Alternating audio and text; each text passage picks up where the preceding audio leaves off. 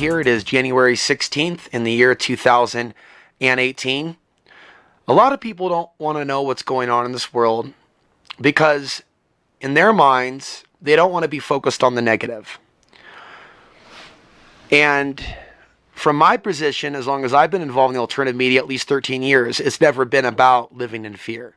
It's been about empowerment, taking our lives back, taking our minds back, taking our spirits back. And unless we're aware that there's a problem, kind of like, with a tooth issue or a physical issue, or putting our hand down on a hot stove, right? Unless we have that type of nervous system type of response, how would we know that something is wrong? There's a purpose to awareness. So I do believe in the power of positivity and having a mindset destined for success despite the things that are taking place in this world.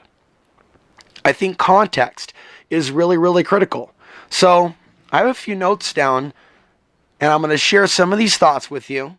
We can go on for hours, but I just want to plant some seeds as we go into the new year in the aftermath of the false alarm in Hawaii. And many people don't believe that it's a false alarm.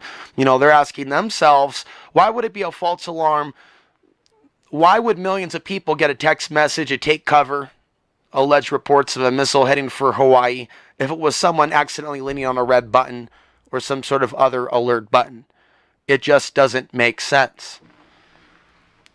And so there's concern with this. I'm just going to start here and be brief. The PSYOPs, right, is inundating people with World War III fear-mongering. It doesn't mean that there aren't challenges ahead. It's that the name of the game is to get people to shut down consciously. And so if there's false alarm, false alarm, false alarm, and years of coverage of North Korea might do this, Trump might do this, a lot of people will just tune out and say it's never going to happen. What if that's the plan? Despite the fear that comes up regarding certain events, I believe that we are alive for a reason here on the earth. I don't believe that it's an accident. I don't really believe that we're victims. I believe that there are reasons why some things happen to us. I don't necessarily think it's our karma necessarily. It could. But we could also be tested. Because I think that this domain, this planet, is a place where souls go to evolve. And that is my spiritual message.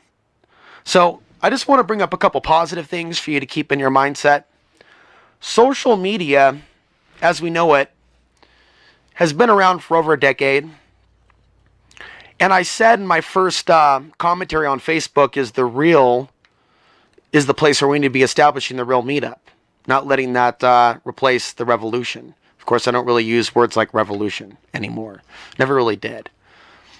It's beyond that, and we're talking about evolving the consciousness. But the point is that the addictive nature, so I spoke about this first off the grid in 2012 when I was staying in the yurt in another part of Colorado. And it hit me then. Here I am, years after opening up a Facebook account and 6 years after starting my Access TV show, which has now evolved to full-time YouTube. And although positive things, and I do want to note that, and miracles, and even God speaking to us through people on Facebook, in many ways, it replaces the real meetup and the real friendships. And we need to take our power back from the algorithms. We need to take our minds back. We need to not let ourselves be so automated. If there's certain things that I want to look up on the internet, I have the ability to look up those things on the internet, and they're not censored. They may not be promoted in the suggested videos. They may not be monetized, but that information is there. And sometimes people voluntarily take down their own information, and some people just give up because, they're upset at what YouTube's doing or Google's doing, and they forget their other websites where they can put their stuff up. There's a lot of stuff that's been allowed to be on the internet in a day and age and a generation where people have been screaming about censorship. Sometimes I wonder if these people even know what censorship actually looks like. But yes, we are entering the arena of digital censorship to the point where certain things are not suggested or coming up in the search engine. But that's not the end of the world. We've had a long time See, a lot of people don't like people that warn them. The benefit of being warned is that you have advanced time. So let's say you're being warned about channels going dark. Back up your channel. Appreciate the warning and the ability to get prepared ahead of time. So the internet is still an advantage to us, and I still think there is untapped potential. Email. Think about the day where we had to wait. Maybe this is before our generation, where people had to wait months to hear from someone. And so, there was a big anticipation for that letter from the man that delivers the mail. But in doing so, there was also so much more effort put into writing that letter. Now when I look at my email, 1 out of 100, 1 out of 300 will be a regular email. It's just been inundated with the bots. With like newsletter, sign up. It's like, made a mistake years ago, maybe putting my email down in the wrong, and now it's just flooded. It's good for us to have the instantaneous communication in the YouTube comment section as well. Some people take that for granted too. So sometimes people don't know what we have until it's gone. We should work to be warm with each other, inform each other of things, and work to help each other out with the sharing of information that this technology allows. So I'm an advocate more now than ever in properly, mindfully using this technology, not letting the technology use us. And I use the analogy of the buffet. Let's say there's a bunch of McDonald's items over here, and even if you eat meat, let's say there's raw, organic, grass-fed meat over there. Which are you going to choose? Content on the internet, it's a lot like that. There's more information about different spiritual ideas and people around the world. I don't really like boxes like races and cultures. But within the English-speaking world, YouTube, we are exposed to all different types of people from our own culture because we are kind of locked into the Western world. But that still gives us an insight into ideas, opinions, perspectives not heard on the mainstream media. The whole idea, even before YouTube, the idea of alternative communications was really attractive to me as a kid. My hobby as a 14-year-old was messing around on the CB radio. As a 11-year-old, I remember one time my mother grounded me and said, no TV. So when I went to visit my dad up in Portland from Aurora, what did I do for a day but play DJ and learn how to do the dubbing? We were going from one cassette tape to another cassette tape, and he had one of those big old tower type. But even as a child, I was fascinated with the idea, although I didn't call it alternative media, and that is in of itself a box. Last year I coined the term free media to distance myself from some of the nonsense going on in the alternative media. We'll get to that in a little bit. But you have access to things that in many of our cultures around the world and societies, information was banned and forbidden. And people that were caught with certain alternative thoughts, learn about the Gnostics if you haven't already. This would be the fall or the period after Jesus Christ and right before the fall of the Roman Empire. And in a future video, maybe I'll go back and talk about the history of that and the Cathars. But it's a very interesting history, the persecution in Europe towards those that weren't following the church, so to speak. So we have information today that we did not in the past. We have affordable means of creating films and documentaries. What I'm doing right now is on a shoestring budget. From the lights to the camera to the tripod to the microphone, the whole 9 yards, to living off the grid instead of renting a studio somewhere or renting a room somewhere and working a job full time. I've adjusted my life because the technology has caught up. Would this have been possible on my budget 10 years ago or 5 years ago? I'm not so sure. Maybe 5 years ago. 10? Maybe not. 15? A little bit harder. Satellite technology wasn't $66 a month as it is now. Probably would have been 100, 200 plus. And do we have to pay anything to upload to YouTube? Do you have to pay anything to watch it? So these are things that we need to keep in our consciousness. And I'll speak more to this in the future. Picture, and I'm not necessarily saying that I'm going to be the person to do it. You could be the person to do it or a friend of yours. Picture a group of people coming together and creating alternative media content off the grid using solar power, generators if need be. But the idea is saving money on the overhead and creating a lot of content. When you have more than one person working on a project, say you have several people, you can kick out a documentary in a week instead of one person struggling, and I am cultivating, and I'll be able to write more about this as I'm older. Creating alternative media while off the grid. It's still in development. And so these are things to keep in mind. Okay, continuing. With the internet, there's more information about off-grid living than ever before, from a do-it-yourself video to getting information about counties where you may want to go to and may not want to go to. 10 years ago, 15 years ago, 20 years ago, it was a lot harder to get information. There may not even have been any YouTubes about particular counties or issues going on in particular counties. Also, people are learning how other people live off the grid that goes beyond the stereotype of the militia person or the person running from the law. There's a documentary from the Denver Post that was well done, featuring a family living in Hooper, Colorado. Really a spotlight on the people, the people behind the stories. And so somebody needs to do the research on the internet if they're planning to go off the grid. It's not like the old days. Some people are used to the freedoms that we've had. We've seen major changes in our country in the last couple of decades, in the last couple of years. And I'm concerned where things will be going in the future. Some people cite Agenda 21. Sometimes it's not a Agenda 21 issue. Sometimes it's an issue of a county cracking down because they don't want a bunch of people moving there because they can see the writing on the wall with the economy and the potential for war.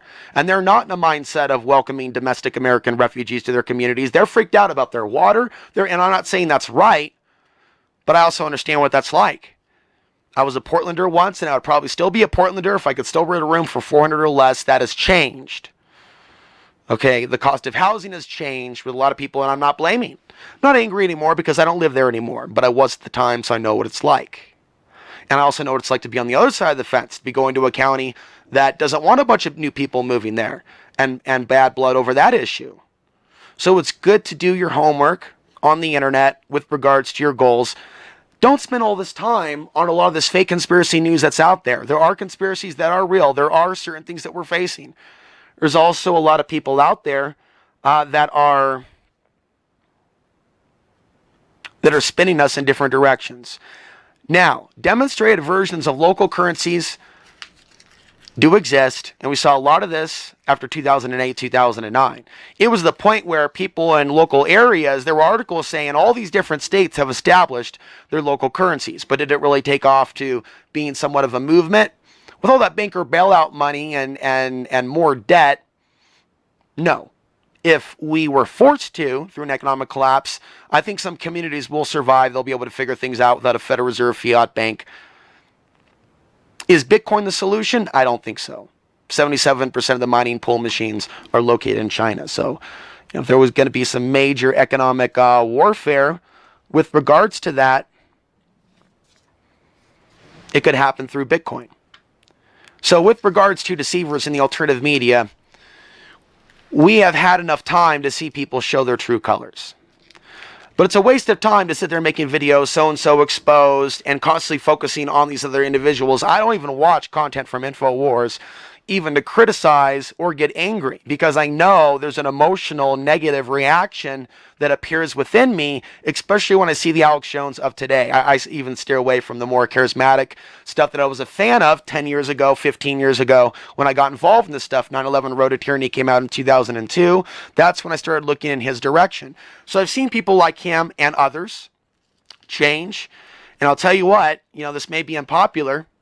I think some of these folks are deliberately being self-destructive. They have orders from their handlers. They're influencers of many men. That's why they're in their position. That's why the algorithm has worked for them so well.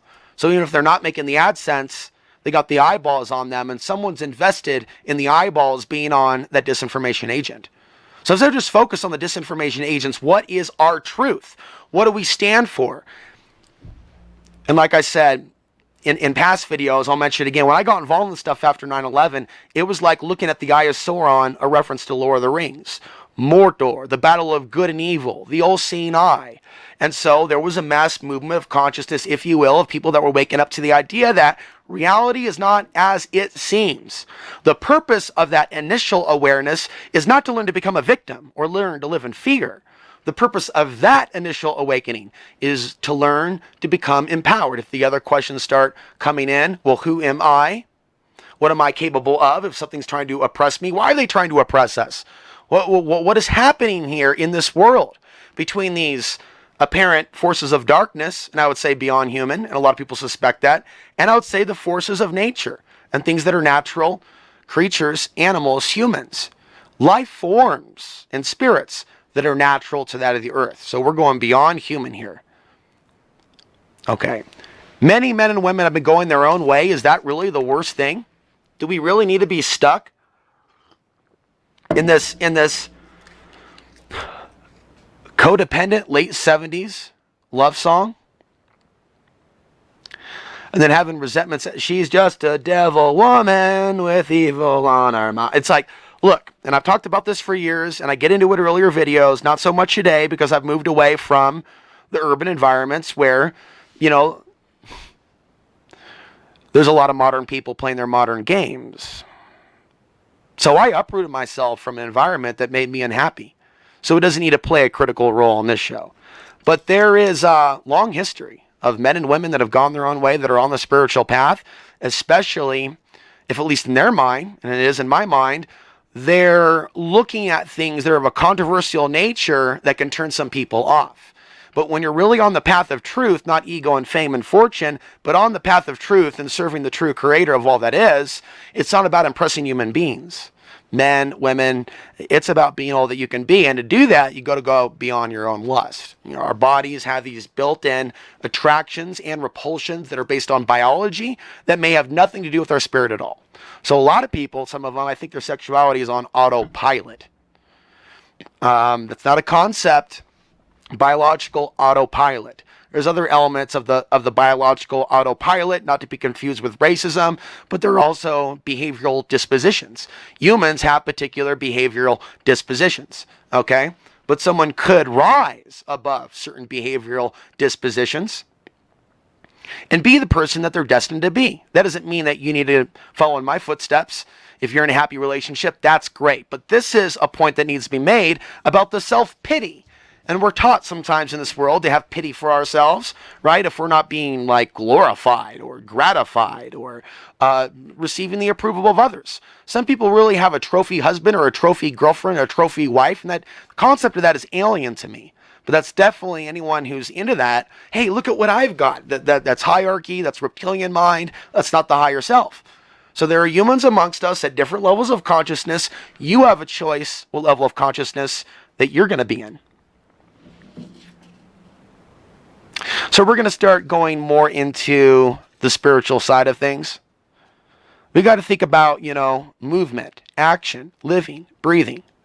It can be a warlike or it can be peaceful. We can be mindful or it can be unmindful. The martial arts is displayed as today a competition between two men, and which man's going to end up on top and which man's going to end up unconscious. But if you look at martial arts, for example, martial arts body movements, Tai Chi, certain Kung Fu systems like Tiger and Crane. And when you see the mimicking of animal movements in the traditional martial arts, such as Kung Fu, and there's much to appreciate from the other movements, also known as a kata, the form. I call it the warrior's dance. And so when you're moving and you're in your element, right, there's something about that that brings in the energy centers. There's a sense of self-mastery. There's a sense of respect that comes about through the practice. And I haven't, at least not in this life, had the ability to train, you know, with any professional school for a prolonged period of time. But I've always been fascinated since I was a kid about the monks that trained in temples and how it was done for a different purpose, and how there were spiritual views that were also adopted within their society and culture, like Buddhism, like Taoism, like Confucianism, and then there's Shinto in Japan. I've always felt an affinity for ancient Japan and China, both. More so those countries than Korea. And I don't fully know why. I know that one of my best friends in this lifetime was a Japanese martial artist who taught me some interesting things. But as an adult, I learned how to teach myself, had to, sink or swim. I had to teach myself the rest. And I've come to learn that it's not so much about combat, martial arts, and who's on top. And that type of mindset that people can get obsessed with can eat someone alive. And so some of the people that get involved in the martial arts that in that mindset lead unhappy lives and get into unfortunate circumstances.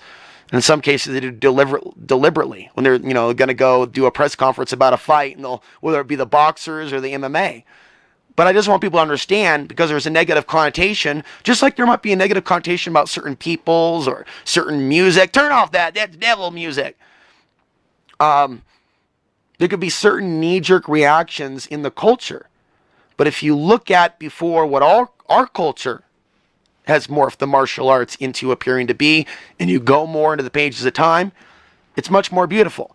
The lives of the samurai, obviously very bloody, a very bloody code, a caste system, but within the philosophy of Bushido, there are things there that relate to serving a greater cause, and other things that I would say relate to personal discipline, or disciplining the mind, or focus.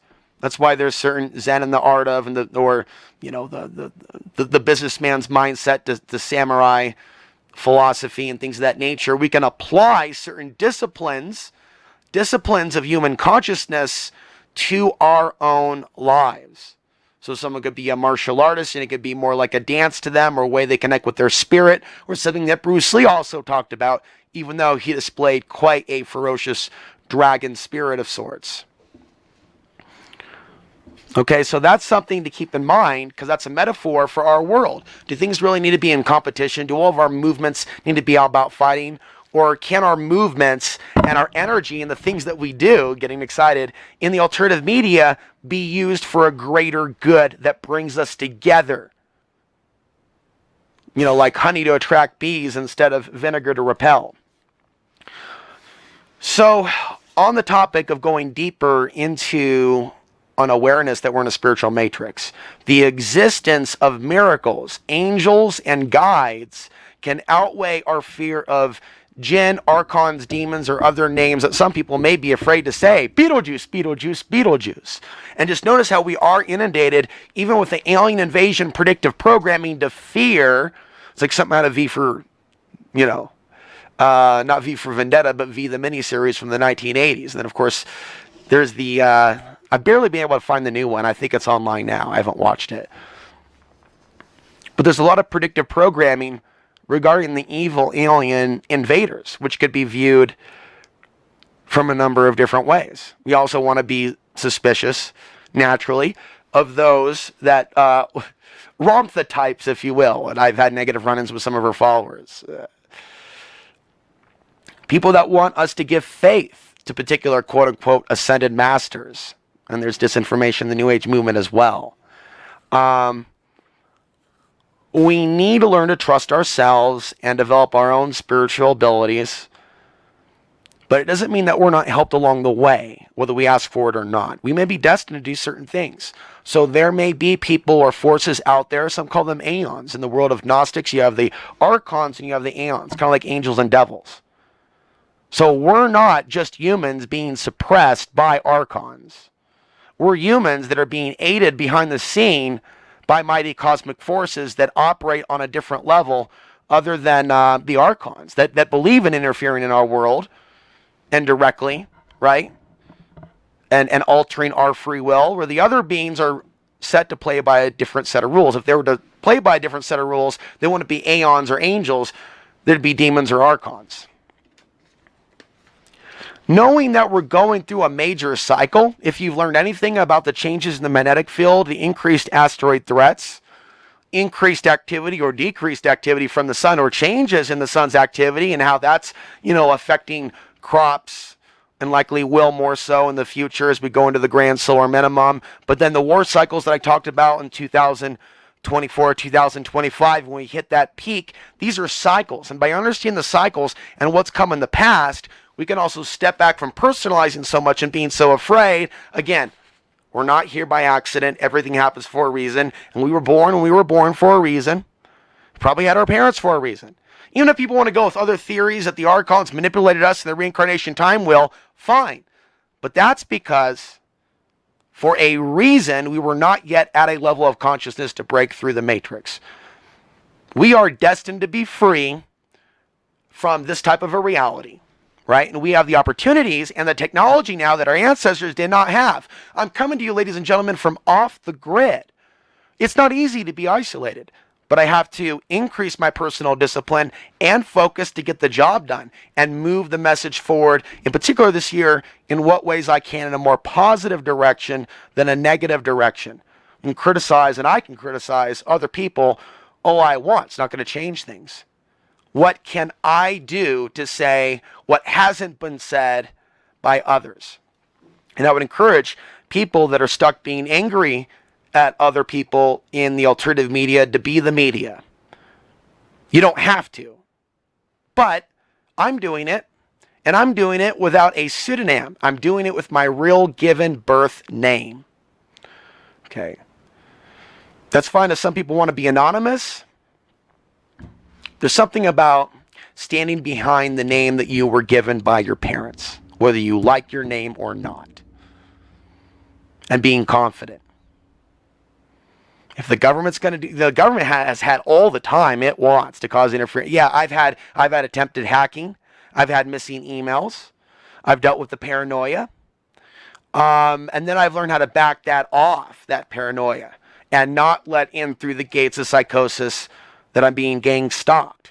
Spiritual attacks, that's something different. But spiritual attacks is something that we can learn to deal with.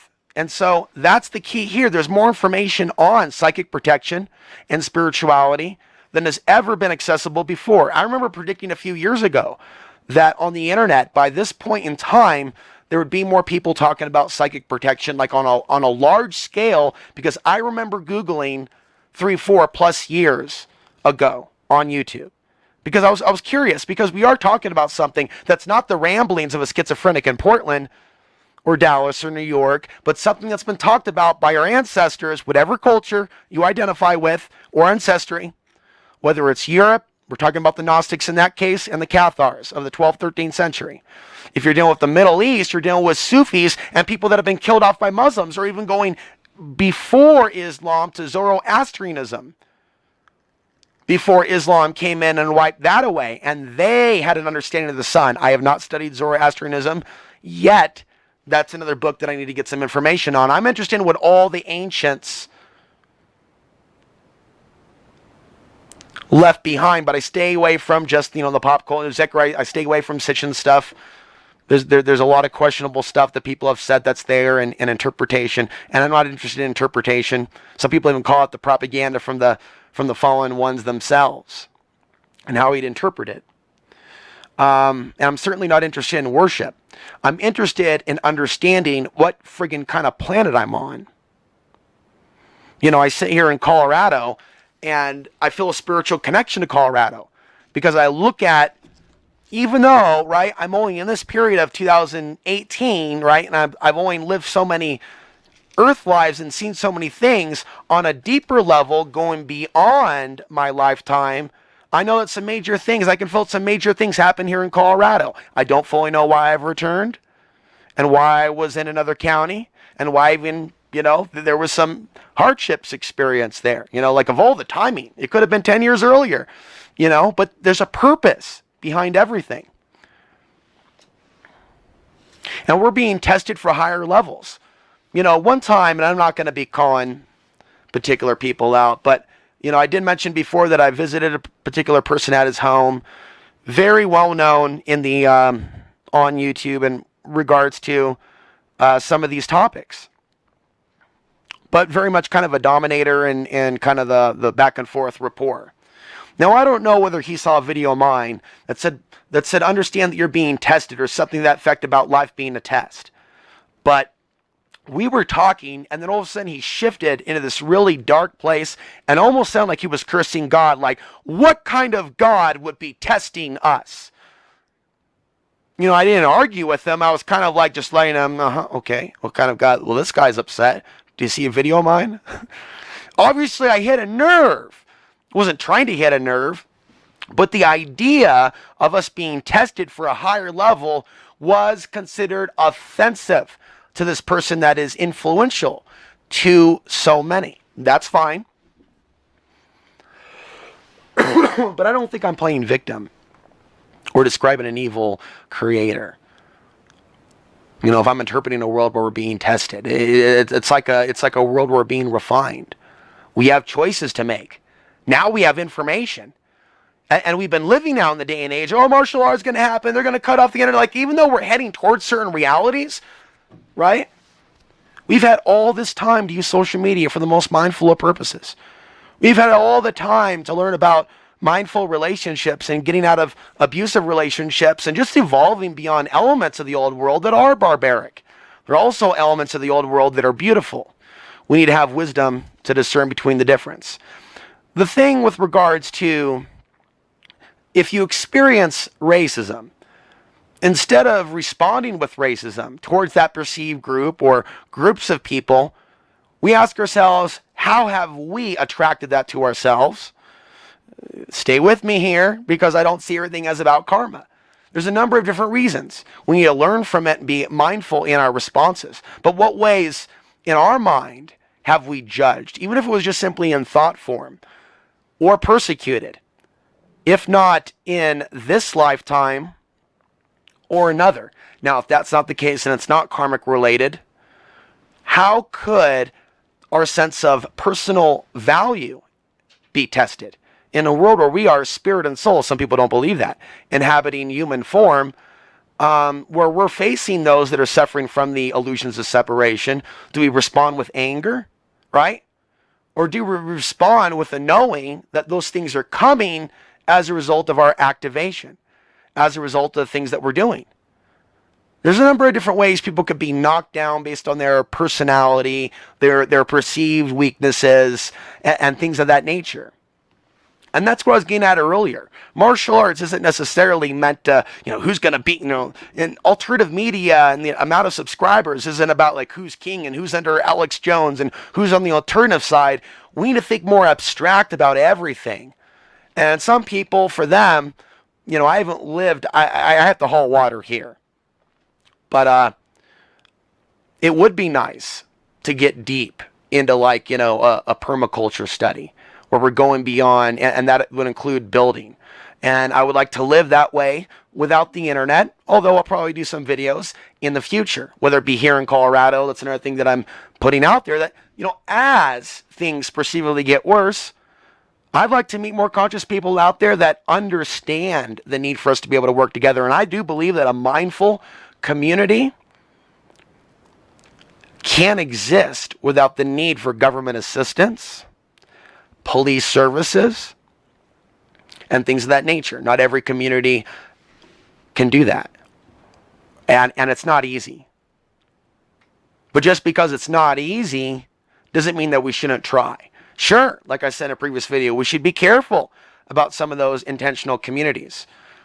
Then we also need to think about then what does it look like if there's a community of mutual respect, a local currency, and I, in this lifetime, don't know what that's like, and most of us don't, because we've been living in the system. But what if things collapse tomorrow? I've said for many years that I think a lot of relationships between men and women will come to some sort of balance or restoration. Oh, there's going to be chaos and people hurting each other, selling each other, unfortunately. I don't like to obsess on that, but the dark side of the future is where human trafficking can go, and it's not being discussed, but human trafficking is being discussed, but not from a perspective of the government deliberately creating a debt. That would include sitting presidents. That would include many sitting presidents. National monuments all around me and all around throughout America. That's leverage collateral on the national debt. So what happens when the government, by design, doesn't pay off its debts and then attacks those very nations that it's in debt to? What is the oldest profession? People usually say prostitution. I think it's human trafficking. I mean, maybe they just put prostitution under the human trafficking banner. But unfortunately, that is the evil of man and woman, because you literally have both genders involved in that trade and that business, especially when you deal with higher up levels as well, lower levels. It's considered, and I found this. There's a reason why I was meant to be born into Portland and to leave Portland. And I started calling it a microcosm for the macrocosm for a number of years. And that's because even though there's beauty there, and some could even say beautiful people and ideas, it's like a yin and a yang. There's also the underbelly, also the underworld, or the things that happen at night, or the things that happen when the bars close and the after hours bars, underground bars and clubs open up. And then, we have like 100 years, 150 years, with Portland, 150 years, 180 years of history to read. Since they created that city and created the prostitution dens, and, the city ran the brothels, and the men that were the sailors, the loggers, and others that came to Portland to build the city, just like Ben built New York. And the strong men take a deal with that. Well, there's something in that drink. And they would wind up underground, shanghaied out to sea. That's the history. That's the history of the city in which I was born in 1980. They were shanghaiing people out of Seattle, Portland, San Francisco, right? And spoiled brats from New England that were sent away by their rich politician fathers, sent them to build the West Coast. And that extra money that came after gold, after the gold rush, not the Bitcoin rush, but after the gold rush, a lot of that extra money was sent up to Portland to establish these prostitution and trafficking networks. That's kind of grimy. And the thing is, we need to evolve beyond that. Whether you look at that from a soul perspective or a perspective of a city perspective, where someone wants to run for mayor or city council and clean it up. But I think, more than motivation is needed to clean it up, because you're dealing with a lot of people's energy. The reason I bring that up, if we want to change things, David Icke says we need to change the projection. We need to not scream at the wall in which the projector is beaming its light. We need to change what we're projecting. Okay, so we need energy, thoughts, consciousness. And then we look at our city layouts, the squares, the grid. Is this really the energy that we should be dependent on? Paying this much per month? And then I think about the people that are spending hundreds of dollars per winter, per month, using grid power. I'm using a Mr. Buddy heater. It's not perfect, but propane heating indoors is used in mobile homes throughout America. It's fairly standard. And so that's just one example. But for a lot of different things that we talk about, that I talk about, things have to get worse before they get better. Okay, if I never felt like I never had, for example, in 2012, a place in the city to continue doing what I'm doing, Outside the Box TV, I would have never gone off the grid. But I felt that yearning, and I felt that desire to heal from something and to feel a different part of the earth. And I knew that that was important in my own spiritual evolution. And that includes getting out of certain environments and realities that are unhealthy. So this is another important point. You live in a country, despite the negative things that we may say, that allows you the personal freedom to do what you want for the most part, at least now. Why look a gift horse in the mouth? So we were born in the United States, and we have the freedom to work where we want, to say what we want for the most part. And I see a lot of evidence that people could say pretty much whatever they want. And I never call for censorship per se, but I do call some things sick. And certain elements of violence and sexual violence and mass murder that are portrayed on the internet, there's a reason why that's allowed. And in the hands of children today. Okay? One of the reasons why I started a cable access show, I saw some things that some people could argue to be obscene. Although I wouldn't compare to the things I just mentioned. The guy's name was Jim Spag, the late Jim Spag. And he was an overweight guy who ran around naked with a wig. And he would go, yowza, bowza, wowza. And he would swing his little thingy around. And I'm like, this is on TV. Oh my God. Years later, after 9/11, when I also saw like a neo-Nazi program, with the Death to Israel emblem with fire in the background and cackling. And I'm like, this is on TV? Yes, that's free speech. This is what free speech is. Oh, free speech. Oh. Oh. My life was never the same. I was going through my dark ages of trying to find myself, going through the urban blight, being affected by my environment in Portland's late 90s, only to see the light after 9/11 and find my own purpose. Oh, free speech. Met a guy named Mike Harrop, who had his cable access show in Portland. Had no interest, right, I guess, in the things that I'm interested in, but I saw what he did. He was doing, he was a mute, a mime, is it? Where they dress up like with makeup, white makeup around the eyes, and they're doing this whole thing. And he was doing these skits, and it was really, really deep. And it wasn't all comedy. Some of it was really, really serious, like dealing with drug addiction themes and recovery themes. And then he became a born-again Christian, and he stopped creating content. But he was an early inspiration to me because he was one guy with a Hi8 camera. This is before the age of digital, when it was still tape. And I'm not old enough to be, back in the day, to remember back in the day where people were cutting tape. But, I did take radio broadcasting school for 2 years, waste of money. But that was a period in which there were some classes regarding cutting audio tape and things of that nature. So I feel gifted and blessed that I was born at a time that by that early age of just coming of age, if you will, 19, 20, 21, even though 9/11 is an unfortunate event, it was timed, right? Because I think a lot of people going through that when they were just way too young to maybe even understand. And then some people have been brainwashed since and think we need a nonstop police state. Panopticon dystopia is a term that I used a decade ago, not lately. I think we've all become numb to the surveillance society, so I don't even bother talking about it anymore. Not that we should be afraid. But the point is, I feel like I was born at the right place at the right time, that went through certain things early in my life that set the stage for, as that was happening years after 9/11, for me to get involved in alternative media. And I find it ironic to this day that I didn't even know about YouTube, which is what I'm on now, and exclusively on, as well as my on-demand channel for those that want to support. And have access to additional content. Certain things I'll cover there that I won't be covering on the YouTube channel. But I still, for the most part, have most of the content on YouTube. The right place at the right time, and the right people around me.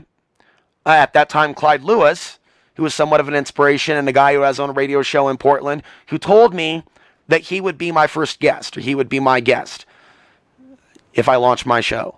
And I went through a major transformation those years of watching documentary films and reading books before the critical steps were made to go to cable access TV, take the classes, and at that point we had to buy tapes. It wasn't digital. These tapes were $35 each. They were called SVHS. Even though I'm young, I literally, my first intro, the one with the Knight Rider theme, for those that have seen it, was done with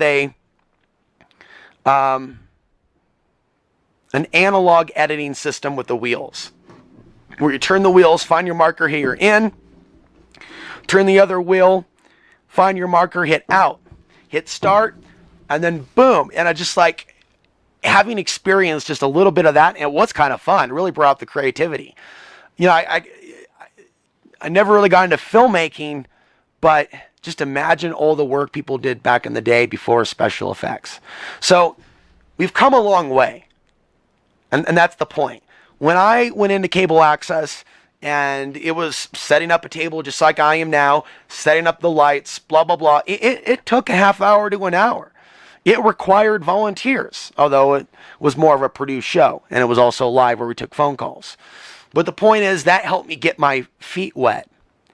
And as far as I was concerned, despite the fears, and even people like Alex Jones back in the day were saying, all these people are on a terror watch list. It was very influential. All these Americans, you're going to have these people locked up and blah, blah, blah. And that can terrify someone into not taking any action at all. But for me, already having certain spiritual beliefs and views, things happening for a reason, already acknowledging previous to that intervention in my own life that prevented death, what you would call a miracle, multiple times. So all of that was deep within Alex Ansary before my first recording. The belief that this is really about the Spirit, what the Spirit is going through, and the idea that we can be testing a lot of things that I've been discussing before, but it was just wrapped up with a lot of pain of being really young and not really having a direction. It was when I found the direction that it was an alignment.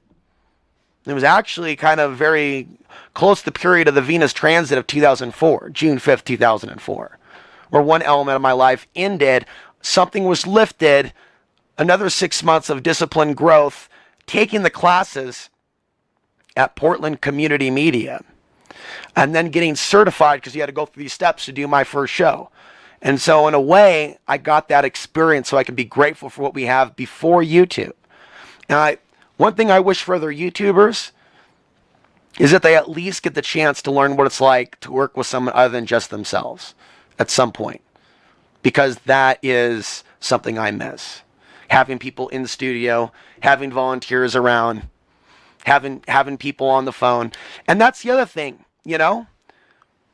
Certain people that were on my show early on, it seemed like a sign from the universe that I was on the right path. So even though there are certain things that we're talking about, right? And it helps people wake up to pull back their support from the military-industrial complex and to go on a more spiritual path. Isn't that a good thing?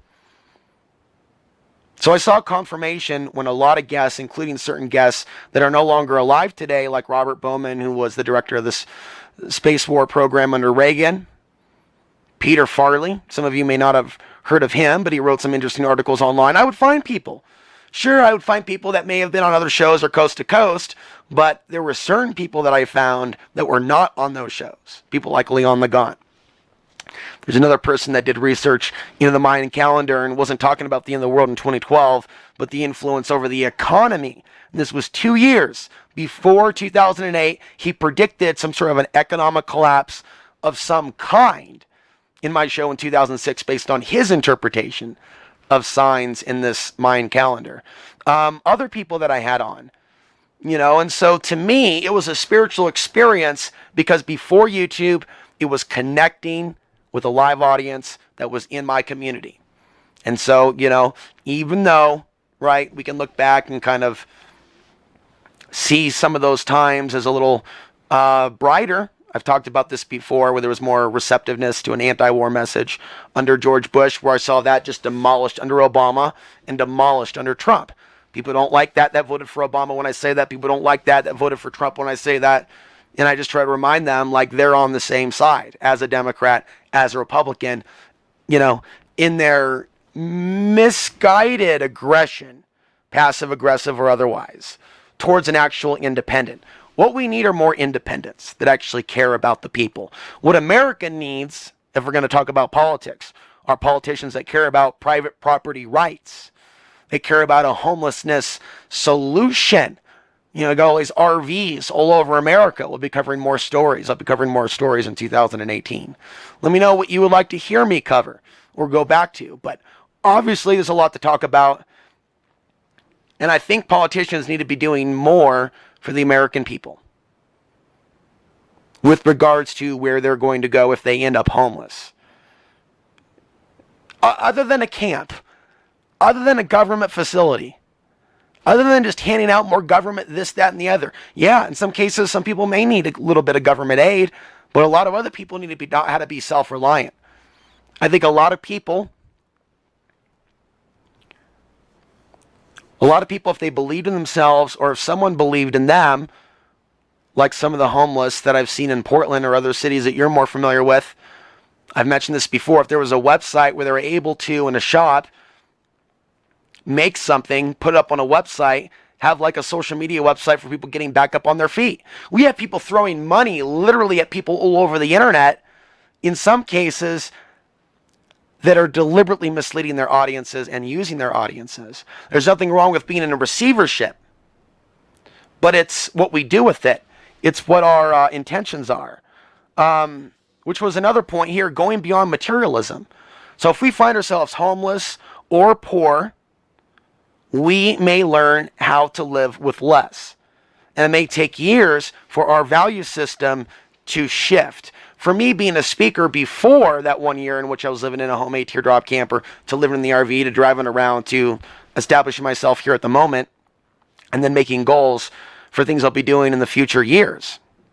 I see this year as being really critical in outreach to the world. But you can learn a lot from having less. You can also learn from living in abundance. Some people find themselves in abundance and they find themselves addicted to something, or a sexual addiction. They're looking for more. You know, that money can't actually get you high. But that money can do things that in even a non-drug way can take someone into oblivion. And so, you know, for the love of money, you know, the idea of having like a $7 drink, and I don't mean like an alcoholic drink. I'm talking like a $7 Coke in Europe. I'm talking to people that'll go out and they like spending $50 on a meal, and that's fine. That's a use of money. That's being generous. They're being generous when they tip that person $100 who, you know, only brought them their meal and came over a few times, a combined total of 3 minutes, and put on a good acting performance and played up the appetizers and calmly put down the wine. How much work is really involved in that? And by the way, I did bus tables for 5 years at Ruth Chris Steakhouse, so I've seen what that's like, you know. And certain people want to play the game or whatnot. They don't have to be very nice or educated. They might even hate. I've seen people curse their guests that made $300 to $500 or $1,000 in a night. I've seen these waiters talk garbage about their guests. One of the reasons restaurant work isn't for me has nothing to do with the customers. Customers have a right to be demanding if their food isn't. It's some of the interesting, odd, entitled individuals that are working for tips that are not grateful, that in some environments, in restaurant environments, they become like, I don't even know the right word to use, but the greed is gremlin-like. Okay, you're just gremlin-like. Don't feed the gremlins after dark. There's a reason why they have a cutoff hour, folks, at 2:30. So the point of all that is there's some people that are doing really well monetarily, but we could see them falling apart. There's some people right now that are bragging about being millionaires on YouTube, and they physically look like they're falling apart. It's because of what's happening to their soul. Okay, so a lot of us have been brainwashed to value money to a degree that we associate that with ourselves, and whether we have it or not, right? Sexually, right? We have to upgrade our sexuality. If a lot of people in this day and age, and I'm speaking as a male, are going to be looking at us based on the amount of money that we have, maybe it's time to go our own way and go on a more spiritual path and not be a slave to our lower senses and thus set ourselves free. It wasn't until, right, I actually started living that my earlier awareness of what was happening with the changes in relationships, and when I went off the grid and found myself, you know, without hearing from certain people ever again, I understood. And it's a certain perception. And that's okay, because I rather live my dreams and talk about the things that need to be talked about than be distracted by my lower senses, because I know where that goes, and it doesn't go to paradise. These are different things that I want to share with you, right? Because when I look at what's on my subscription feed on YouTube these days, there's very little that I'm watching. Okay, I have videos that I've downloaded, right, that I have gone out and searched with my own fingers. I have not looked for recommended or algorithm things, although that does help. But lots of different things regarding self-improvement with specifics to certain things, right? I will listen to those things over and over and over. And I'm becoming even more sensitive, you know, to things that are negative, and realizing when it's time to shut it out. You know, there's a time to hear Jordan Maxwell's view of the end of the world over and over and over and over, and how terrified he is until his last. And then, you know, you realize some of that stuff could really impact us. Can really impact us when we're hearing that from others. And that's why I'm seeking to be responsible when it comes to what I'm projecting. Because we are powerful projectors, and we do manifest our reality to a certain degree. The question is, are we doing that, right? The power of positivity for the greater good of all to raise consciousness, or are we doing that out of greed? And that's something that people should ask themselves. Until next time, I'm Alex Hansen reminding you, the path to the ultimate truth and place of power still lies within.